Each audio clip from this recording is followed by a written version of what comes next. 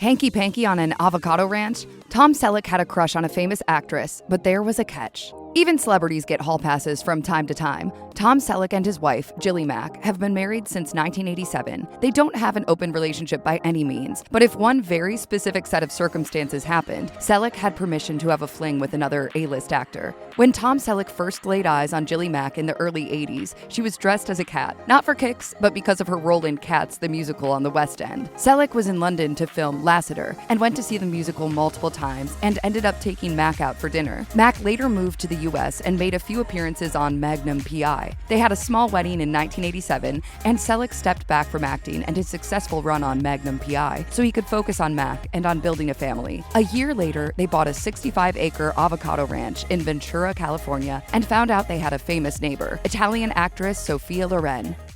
Good evening, Mr. Donatella. Holy jumping cow.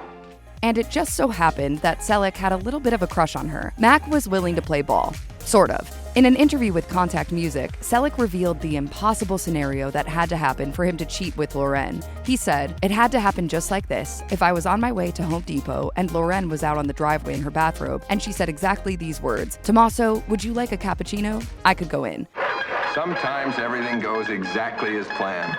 Then Selleck added, quote, "But it never happened." Despite the jokes about an affair with Loren, Selleck is a family man through and through. Selleck and Mack's daughter Hannah was born in December 1988, and Tom also has an adopted son named Kevin from his previous marriage to Jacqueline Ray. While speaking to People in 2012, Selleck explained that he was glad he made the choice to take an acting hiatus back in the 80s, saying, "My first priority is time with my family. I think wanting time away from work has been good for that." In fact, Selleck has often talked about the benefit of stepping back from the limelight from time to time.